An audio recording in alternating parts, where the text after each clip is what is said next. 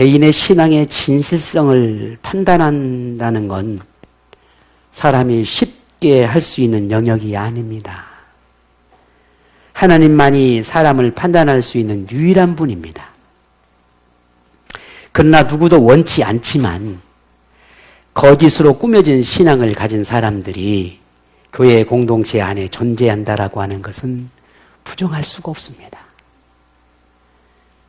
거짓된 신앙으로 포장된 사람들에 의해서 또 다른 사람들이 잘못된 길을 가게 되고 이런 사람들의 영향으로 교회 공동체가 어려움을 겪게 되는 경우들이 종종 있습니다. 그래서 교회 공동체의 건강함은 곧 그리스도인의 영적인 건강함과 같습니다.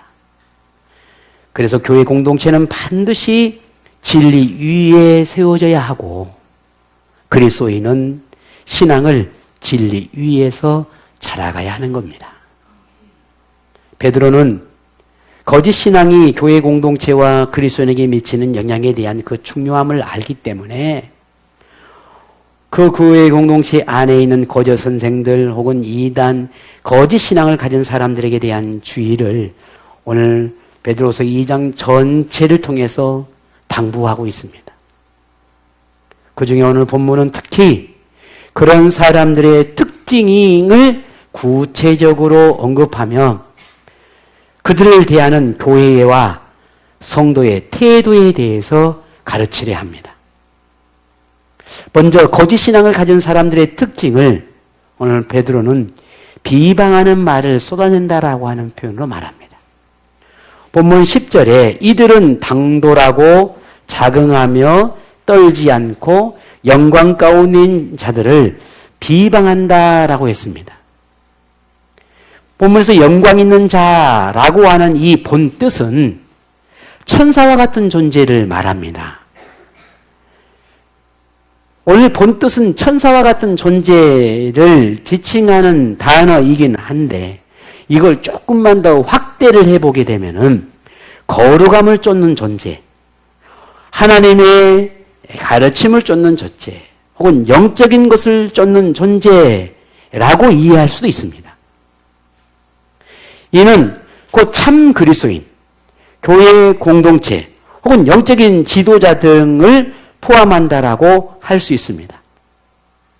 결국 거짓 신앙을 가진 이들의 입이 하나님이 세운 교회와 하나님이 선택한 성도와 하나님이 지명한 영적인 지도자를 향해 비방하는 소리를 쏟아내는 이들을 지적한다라고 할 수 있습니다.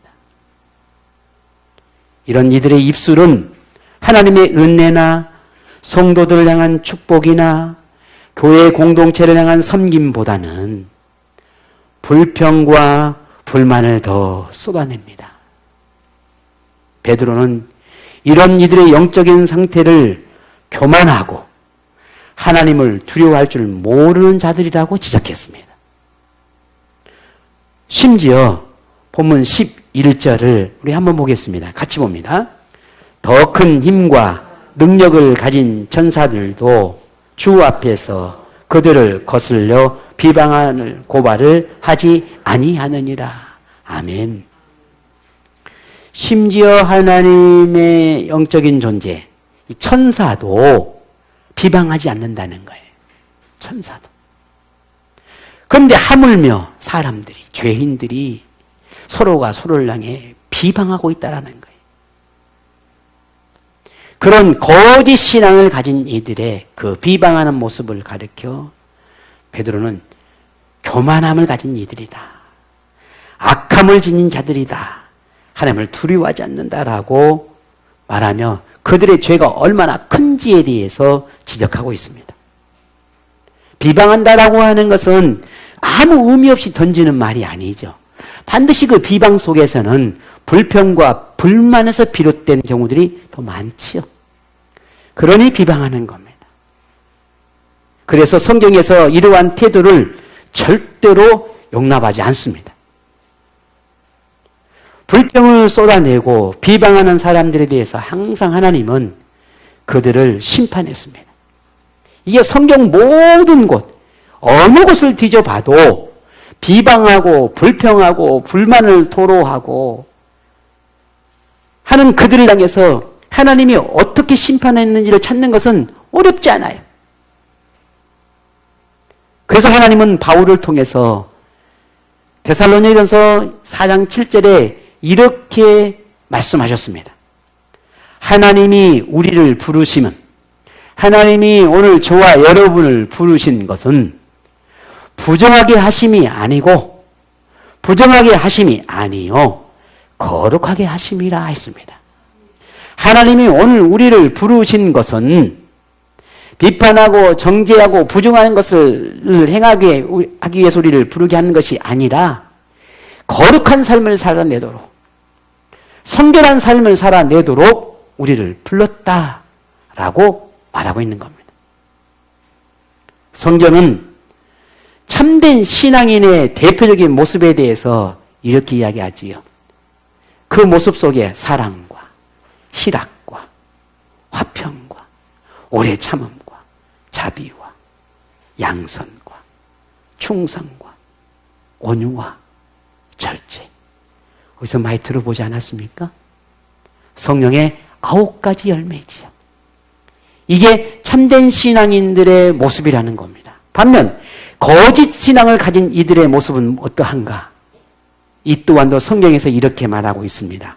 음행과 더러운 것과 호색과 우상숭배와 주술과 원수 맺는 것과 분쟁과 시기와 분냄과 당짓는 것과 분열과 이단과 투기와 술취함과 방탕함이다 했습니다. 자신이 아무리 하나님을 인정하고 경외한다고 말하나 그 사람에게서 거짓 신앙의 모습이 사라지지 않는다면 그 사람에게는 하나님의 심판이 내려질 수밖에 없다라고 하는 것은 분명한 사실입니다. 베드로는 거짓 신앙을 가진 사람들을 향해 오늘 본문 12절에 이렇게 경고합니다. 같이 봅니다. 그러나 이 사람들은 본래 잡혀 죽기 위하여 난 이성 없는 짐승 같아서 그 알지 못하는 것을 비방하고 그들의 멸망 가운데서 멸망을 당하며. 아멘. 신앙은 말이 아니라 삶입니다. 그냥 내가 예수 믿습니다. 가서 그냥 막 기도 몇 마디 하고 뭐 그냥 열심히 뭔가 뭐 찬양하고 뭐 찬양돼서 좀 멋지게 한번 찬양하고, 그게 신앙이 아니라는 거예요. 신앙은 삶이에요. 말이 아니에요. 삶이라는 겁니다.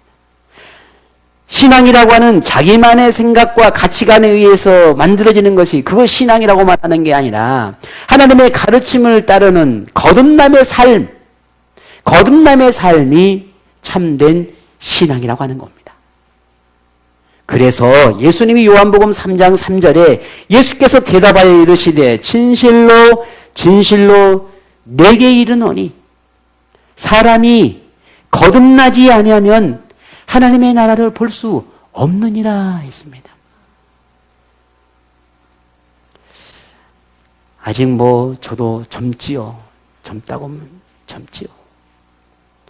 그런데 이 하나님을 믿고 신앙의 삶을 살아가고 또 조금씩 세월을 이렇게 살아가면서 느껴지는 것은, 세상의 사람들은 몰라도 우리 믿음의 사람들은 세월이 흐르고 신앙의 연륜이 깊어가면서 반드시 우리 안에 일어나야 할 것이 한 가지가 있겠다라는 것이었습니다. 그것이 다듬어지는 거예요. 고집 부리던 사람이 조금 더 유해지고, 화가 많고 분노하는 사람들이 더 온유해져 가는 거예요. 이게 진짜 신앙의 모습이에요. 그래 세월이 흐르고 하나님을 알아갈수록 그게 거듭남의 삶이에요. 하나님 매일매일같이 우리에게 말씀과 기도와 성령의 애도로 계속해서 우리를 정지를 하고 있거든요. 정을 우리를 다듬어가고 있단 말이죠. 석공이 마치 돌을 다듬듯이 말이죠. 그러니 우리가 세상을 살아가고 삶을 살아가고 인생의 연륜을 깊어져가면 깊어갈수록 우리의 모습에서 드러나는 것은 그저 옛날에 젊었을 때 하는 그 혈기를 그대로 가지고 살아가는 게 아니라 객기 부리고 살아가는 게 아니라 다듬어져 가야 한다는 거예요. 이게 오늘 우리의 그리스도인의 삶이에요. 예나 지금이나 변함없는 것은 하나님뿐이어야 돼요. 어제나 오늘이나 영원토록 동일하신 분은 하나님이에요. 그러나 우리는 더 다듬어져 가야 하고 거듭난 사람의 삶을 살아내야 돼요. 이게 진짜 신앙의 모습이라는 거예요. 흔히 우리 그리스도인들도 하는 말 가운데 내가 좀 원래 그래. 원래 그러면 안 돼요. 우리 그리스도인들은. 내가 원래 좀 화가 많아. 내가 원래 욱해. 안 돼요. 우리 그리스도인은 그러면 안 돼요. 내가 옛날엔 그랬는데 오늘은 하나님이 나를 이렇게 바꿔놓으셨어. 내가 원래 이런 사람 아니었거든. 근데 하나님이 나를 이렇게 만들었네. 아이고 하나님 아니었으면 나 지금도 너 죽었어. 내가 옛날 같았으면 이렇게 나와야 된단 말이에요. 근데 하나님의 은혜로 나를 이렇게 바꿔놨어. 하나님이 내가 안 믿었으면 내가 어떤 사람이었을지 상상도 안 가. 옛날 같았으면, 옛날 모습이었으면 내가 얼마나 하나님 앞에 악한 삶을 살았는지 나도 짐작도 안 돼. 이게 오늘 우리의 고백이 되어야 한다는 말이에요. 이게 거듭난 사람의 모습이에요. 이게 진짜 신앙의 삶의 모습이에요. 다시 거꾸로 돌아가고 과거로 돌아가고 옛날 추억이나 들먹이고 옛날에 뭐 은혜 받았던 걸 들먹이고 내가 교회에서 뭐 목사인데 내가 권사인데 직분이나 들먹이고 내가 30년 50년 혹은 내가 모태신앙인데 그게 무슨 의미가 있냐 하나님 앞에. 아무 의미가 없어요. 내가 목사이기 때문에 하나님이 구원해 주실까요? 내가 목사이기 때문에 내게 긍휼을 베풀어 주시는 걸까요? 아니요. 그건 아무 상관이 없어요. 단 하나, 내가 하나님의 자녀이기 때문에 내게 긍휼을 베푸는 거예요. 그 어떤 것도 이유가 없어요. 그러니 우리가 진짜 신앙과 가짜 신앙, 거짓된 신앙으로 우리를 포장하지 말라는 거죠. 성경을 들먹이고 하나님의 뜻이니 성령의 감동이니 뭐 하나님이 어떻다는 등 그렇게 말로 인해서 왠지 더 많은 걸 알고 있고 더 깊은 영적인 뭔가가 있는 듯 보이지만 베드로는 그들을 오히려 이성 없는 짐승이라고 말하고 있습니다. 말은 하나님을 잘 알고 많은 걸 느끼고 깨달은 깊은 것처럼 온갖 아름다운 말로 포장하지만 그것은 모두 거짓에 불과하다라고 말하고 있어요.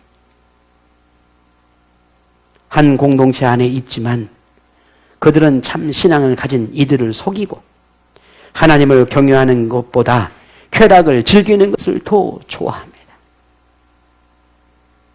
무엇보다 그들이 추구하는 것이 사람의 영혼을 살리기 위함이 아니라 그저 자기 이익을 일삼고 자기 지식을 자랑하고 탐욕에 눈이 멀어 불의에 젖어 있는 자들이라는 겁니다.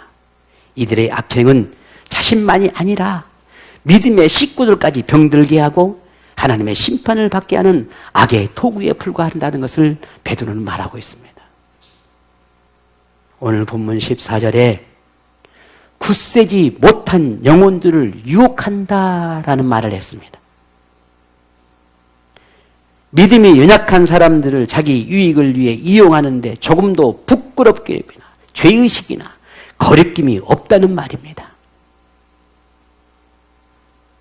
그래서 나도 신앙생활 처음 시작할 때 나도 그랬는데 지금도 그런가요?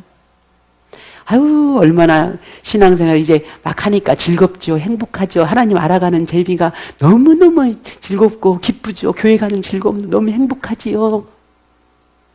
나도 옛날에 그랬는데 지금은 안 그렇다는 거잖아요. 이게 오늘 우리의 착각이에요. 이게 이런 고백을 하는 것이 마치 진짜 신앙이 같지만 그건 가짜예요. 그냥 거짓이에요. 지금 나야. 지금 나의 모습.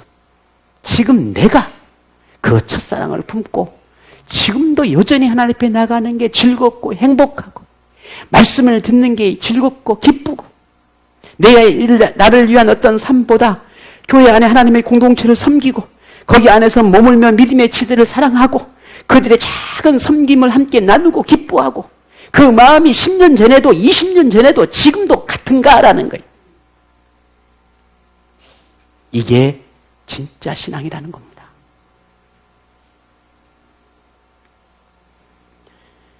단지 자신의 유익을 채우기 위한 도구로 이용하는 이들을 향해 베드로는 뭐라고 말했습니까? 이성이 없는 짐승이다 그랬어요. 14절은 뭐라고 말씀하는지 아십니까? 저주의 자식이라 그렇게까지 강한 어조로 경고합니다. 오늘 말씀을 듣는 여러분은 베드로가 거짓 신앙과 이단들을 이토록 강한 어조로 지적하고 그들을 경계하기를 바라는 가르침을 들으면서 여러분은 무슨 생각이 듭니까? 문득 저는 그렇습니다. 하나님을 조금이라도 더 붙들 수 있는 게 내가 목사이기 때문일까 하는 거였습니다. 제가 언젠가 여러분이 이런 말, 똑같은 말을 했을 거예요. 자, 오늘 지금 여러분이 내가 하나님을 붙드는 게 내가 뭔가 직분 때문일까? 아니면 내가 뭔가 반주를 하고 있는 거기 때문일까? 아니면 내가 교회를 그래도 내 마음에 품고 교회를 제대로 섬기는 이 마음 때문인 것일까? 아니면 내가 어딘가 모르게 내 마음속에 하나님 붙들고자 하는 그런 마음이 조금이라도 있기 때문인 걸까? 그것이 무엇이든 그것이 어떤 것이든 여러분 마음 안에 하나님을 붙들고자 하는 그 어떤 작은 시로라기 같은 것이라도 하나 있다면 그것이 여러분을 살리는 것입니다. 그것마저도 여러분이 놓아버리면, 그것마저도 아무 의미 없이 생각해버리면 우리는 점점 더 멀어질 수밖에 없어요. 여러분이 가지고 있는 그 작은 시로락이라도 그것이 여러분을 붙들게 하는 것이지 여러분을 무겁게 하는 고통의 십자가가 아니라는 걸 우리는 알아야 합니다. 오늘 이 거짓 신앙을 가진 이들의 삶은 그 모든 것으로부터 나를 올가맨다고 생각되어지는 그 신앙의 모든 것으로부터 자유를 누리려고 하는 사람입니다. 그래서 자기가 마음대로 자기가 원하는 대로 살고 싶어하는 그런 삶을 살아가는 사람들입니다. 그래서 오늘 본문의 말씀을 들으며 우리가 절대로 간과하지 않아야 할 것이 매우 중요한 것이 있는데 그것은 신앙은 크기가 아니라 질이 중요하다라는 거예요. 베드로가 말하고 싶은 것은 신앙의 크기가 아니라 신앙의 질이에요. 신앙이 있고 없고의 문제가 아니라 그 신앙이 참인가 거짓인가라는 거예요. 무엇보다 오늘 이 베드로의 가르침의 대상이 비그리스도인이 아니라 세상의 사람이 아니라 우리를 향하고 있다는 거예요. 그리스도인을 향해서 가르치고 있다는 겁니다. 이걸 우리는 잊지 말아야 돼요. 모든 성경이 그러하듯이 말해요. 저 사람이 아니라 저분이 아니라 나를 향하고 있다는 거예요. 어머, 저 권사님, 저 집사님이 이걸 오늘 또 하필이면 안 왔네. 이 말씀을 들어야 딱인데.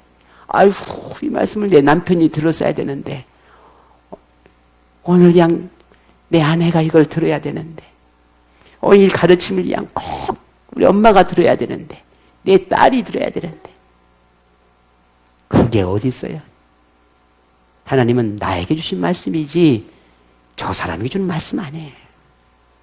나보 들으라고 주는 말씀이지 저 사람 들으라고 주는 말씀이 아니에요. 오늘도 말씀 가운데 내가 이 말씀을 붙들고 내가 깨닫고 내가 거듭남의 삶을, 내가 진짜 신앙의 삶을 살고자 하는 그 마음이 여러분 가운데 있다면 여러분은 진짜 신앙인 거예요. 아직도 여전히 누군가를 향해서 있다면 그건 가짜 신앙인 거예요. 그건 거짓으로 포장되는 것이.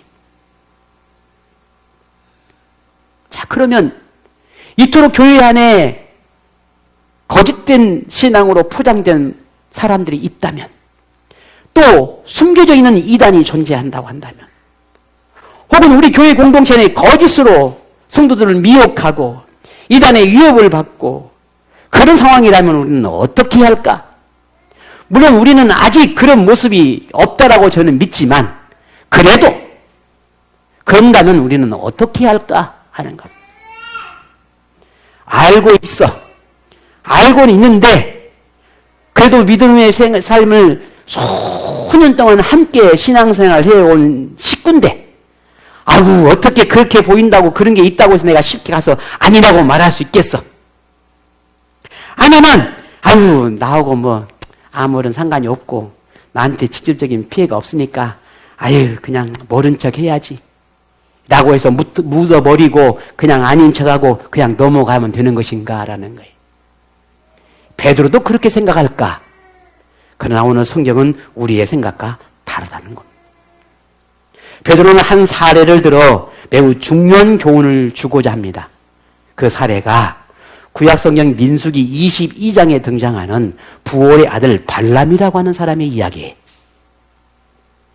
자, 성경에는 참 쉽게 이해하기 어려운 그런 이야기들이 참 많이 나오는데요. 그 중에 동물이 사람의 말을 해서 사람과 대화했다라고 하는 이런 이야기를 참 우리가 쉽게 이해할 수 있을까? 예를 들어 여러분이 없을 수도 있으니까 그냥 여러분 옆집 개가 그냥 멍멍 이렇게 짖어야 되는데 야 복시가 막 이렇게 한다고 하십시다. 이게 이해가 돼요? 안 되잖아요. 우리 집이 기르는 건 고양이가 갑자기 아줌마 뭐 이렇게 말한다 하십시다. 이게 이해가 되겠냐고요. 쉽게 이해가 될 수 없는 일이죠. 근데 성경에 참 신기하고 놀라운 이야기가 기록됐다니까요. 이스라엘 백성들이 가나안 땅에서 향해서 가고 있는 과정에 이제 요단강을 앞에 두고 바로 앞에 모압이라고 하는 나라에 도착했을 때였습니다. 그런데 그동안에 계속 되어지는 이 400년 넘는 여정 속에서 이 모압이라고 하는 땅에 이 이스라엘 백성들이 도착했을 때에 이 모압의 백성들과 모압의 왕인 발락이라고 하는 사람이 굉장히 이스라엘 백성들을 두려워해요. 왜냐하면 가는 곳마다 그 땅을 점령하고 나라를 점령하고 차지하거든요. 그러니 이스라엘 백성들이 이 모압 땅으로 들어왔으니 우리도 이제 저들에 의해서 멸망받을 것이다라고 하는 그런 염려와 걱정이, 두려움이 있게 되는 겁니다. 그래서 고민에 빠지지요.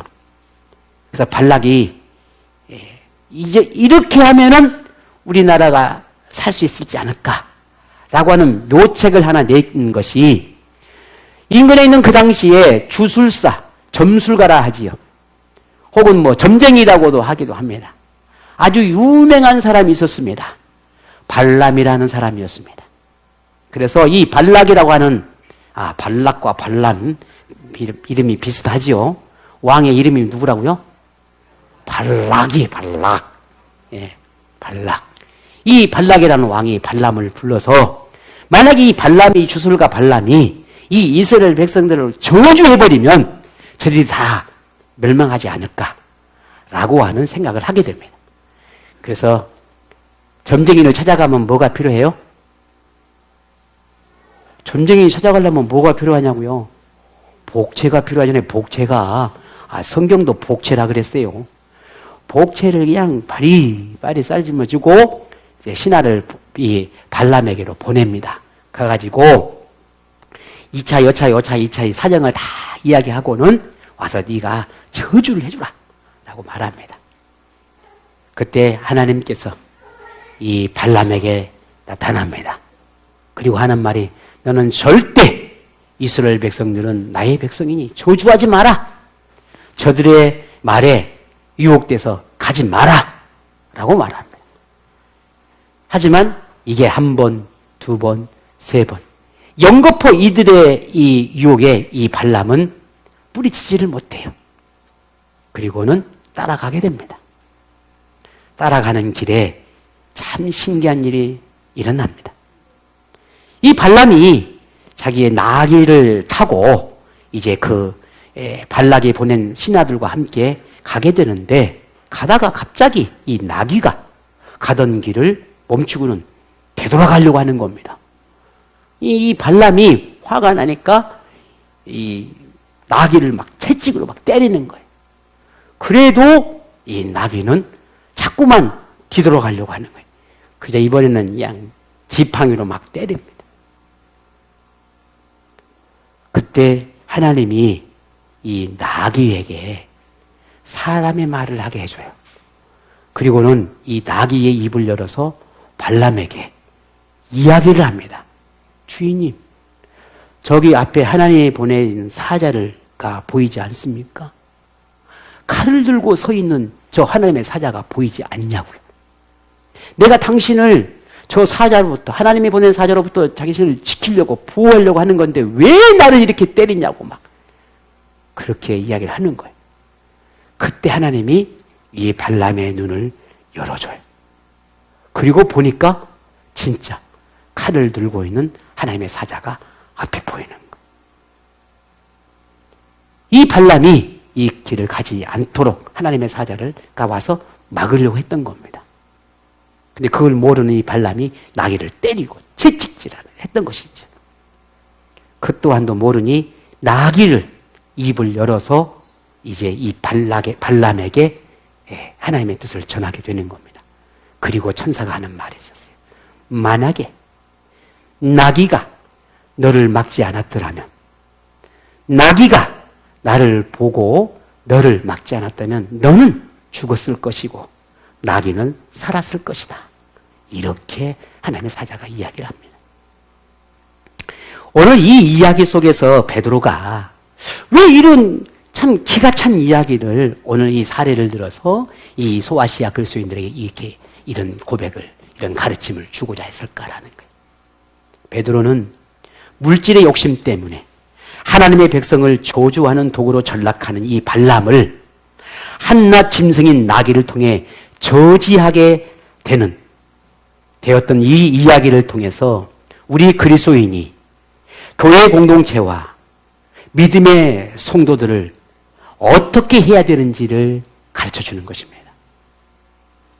거짓된 신앙으로 교회를 어지럽게 하고 이단이 교회를 피폐하게 만드는 이 상황 속에서 참된 신앙을 가진 우리 그리스도인이 어떻게 해야 할까? 성도를 병들게 하고 미혹에 넘어지게 하고 하나님과 원수 맺게 하는 이 거짓 신앙을 가진 이들을 우리는 어떻게 해야 될까? 그들을 가로막아야 되지 않겠냐라는 거예요. 오늘 본문 16절을 함께 봅니다. 같이 볼까요? 시작. 자기의 불법으로 말미암아 책망을 받되 말하지 못하는 나귀가 사람의 소리로 말하여 이 선지자의 미친 행동을 저지하였느니라. 아멘. 베드로는 격양된 어조로 이 발람의 행동을 미친 행동이라고 표현했어요. 그냥 우리 쉽게 말하면 어떻게 표현할 수 있어요? 발람은, 또 제가 단해서 말하기는 좀 그렇고, 발람은 미친놈이야 라는 거예요. 차마 이 말을 우리가 할 수가 없었잖아요. 그렇죠? 그 미친놈을 나귀가 막여준 거요 라고 말한 거예요. 탐욕에, 욕심에, 불의한 것에 마음을 빼앗겨서 그 미친놈이 하나님의 백성을 저주하려고 했어. 그런데 하나님의 사자를 보내고 나귀를 통해서 그를 막았어. 그 나귀가 그 발람을 막았기 때문에 그 나귀는 자신이 죽을 수도 있었고 주인에게 해해를 당할 수 있었지만 주인을 살리려고 그를 가로막은 거야 라고 하는 거잖아요. 거짓 그리스도인이 발람이라면 참 그리스도인은 나귀와 같다는 것이 아니겠습니까? 하나님의 뜻을 깨닫지 못하는 사람, 하나님을 두려워하지 않는 사람, 하나님의 말씀을 자기 욕심 때문에 왜곡하는 그런 미친 사람, 그런 사람은 발람과 같다는 것이잖아요. 그 사람을 누가, 오늘 우리가, 참 신앙을 가진 우리가 그들로부터 성도와 교회를 저지해야 되지 않겠냐라는 거예요. 지켜내야 되지 않겠냐라는 겁니다. 건강한 그리스도인이라면 하나님의 말씀을 중요하게 여기며 하나님의 가르침을 따라 성도와 믿음의 공동체가 건강하도록 돕습니다. 거짓과 이단으로부터 지켜내려가는 것이 너무나 당연한 것입니다. 그러나 하나님의 말씀보다 자기 주장을 앞세우고 하나님의 가르침보다 자기 경험을 강조하고 하나님의 말씀을 지도받는 것보다 자기 가치관이나 편리를 따르는 신앙생활을 더 원하는 그런 사람, 그것을 다른 사람에게 강조하고 용납하며 따르게 하는 사람, 그런 태도를 가진 사람을 용납할 수 없다라고 하는 것이 베드로가 강조한 부분입니다. 용납해서는 안 된다는 거죠. 우리에게서 이런 거짓된 모습이 없어야 하는 건 너무나 당연하지요. 하지만 만일 우리 주변에 이런 사람이 있다면 경계해야 되겠지만은 그들의 악함을 멈추도록 우리가 저지해야 되는 그런 사명이 우리에게 주어졌다라고 베드로는 가르쳐주고 있습니다. 그런데 저는 성경의 본문을 보면서 이런 사명도 중요하지만 이보다 더 중요한, 이보다 더 앞서야 되는 것이 있다라고 하는 걸 우리는 성경을 통해서 배우게 됩니다. 그게 뭘까? 한번 성경을 찾아보겠습니다. 골로새서입니다. 신약 성경 한 뒤쪽 한 3분의 2쯤 되겠지요. 골로새서에 이 말씀이 그 어떤 것보다 오늘 우리가 신앙생활에서 가장 중요하게 여겨야 할 이단과 거짓 신앙을 제지하고 그들을 저지하는 것보다 더 중요한 것, 이것보다 더 앞서야 할 것은 여기에 있다라고 하는 걸 보게 됩니다. 골로새서 3장 16절 17절입니다. 우리 다 같이 함께 읽어보도록 하겠습니다. 골로새서 3장 16절 17절입니다. 같이 읽습니다. 그리스도의 말씀이 너희 속에 풍성히 거하여 모든 지혜로 피차 가르치며 권면하고 시와 찬송과 신령한 노래를 부르며 감사하는 마음으로 하나님을 찬양하고 또 무엇을 하든지 말에나 일에나 다 주 예수의 이름으로 하고 그를 힘입어 하나님 아버지께 감사하라. 아멘. 이 말씀만 우리가 새기고 이 말씀 안에만 교회가 있다면 어디 그 안에 거짓 신앙을 가진 이들이 일어나고 어떻게 이단이 그 교회를 어지럽게 할 수 있겠습니까? 아니지요. 이런 교회에 이런 신앙의 모습이 사라지고 이런 신앙의 모습이 없기 때문에 그 교회에 틈을 타는 거고 그 성도의 틈을 타서 들어오는 게 아니겠습니까? 그러면 오늘 우리 모두가 우리 마음 안에 말씀이 풍성하게 채워가고 말씀으로 주시는 그 지혜를 따라 모든 성도가 서로가 서로의 말씀으로 가르치고 서로 권면해주고 위로해주고 격려해주고 기쁨과 감사하는 마음으로 함께 노래하고 찬양하고 서로 교회 안에서 서로 봉사하고 섬기기를 다하고 뭘 하든지 간에 내 이름을 내고 나를 자랑하는 것이 아니라 하나님의 영광을 받도록 자신을 낮추고 겸손하게 하나님을 드러내는 교회, 그런 성도가 된다면 그런 교회 안에 모두가 다 하나님께 감사하고 모두가 다 하나님의 영광을 돌린다면 어찌 거기 안에 거짓 신앙을 가진 일이 있을 수 있겠는가라는 거예요. 그러니 우리가 오늘 이 말씀과 같이 이 말씀을 따라 우리가 서로 살아간다면, 그런 신앙을 만들어 간다면, 그런 신앙 안에 있다면 우리 교회는 거짓 신앙이 아니라 진짜 신앙으로 가득한 성도가 되지 않겠습니까? 지금도 곳곳에서 교회 공동체가 거짓 신앙인과 이단들에 의해 유혹을 받고 있다는 것은 우리 모두가 다 아는 사실입니다. 온갖 술수와 감언 이술로 포장된 속임수에 깨끗한 신앙인들이 넘어가고 있습니다. 변질된 신앙을 가진 이들로 거룩함을 쫓는 참 그리스도인들마저 순수함을 잃어버리고 바른 길에서 벗어난 일들이 일어나고 있습니다. 정체성의 혼란과 자기가 중심이 되는 이기주의와 하나님보다 사람을 중시하는 인본주의 시대 속에 우리가 할 수 있는 건 오늘 우리 자신을 말씀으로 강하게 하고 분별력을 갖도록 더욱 말씀을 배우는 것에 열심을 가져야 합니다. 그리고 그런 여러분이 하나님을 위한 의의 도구로 하나님의 영광을 드러내기 위해 쓰임받는, 그래서 나를 기꺼이 하나님 앞에 내어드릴 수 있는 그런 믿음의 사람이 되어야 합니다. 세월의 흐름 속에서 지난날의 열심과 열정과 지식은 언제든지 변할 수 있습니다. 세월은 막을 수가 없어요. 절대 오늘같이, 내일도 오늘 같지만 그럴 수 없어요. 다 변해요. 유혹의 시대를 살아가면서 뿌리까지 흔들리며 어설픈 신앙인으로 전락할 수가 있다는 말입니다.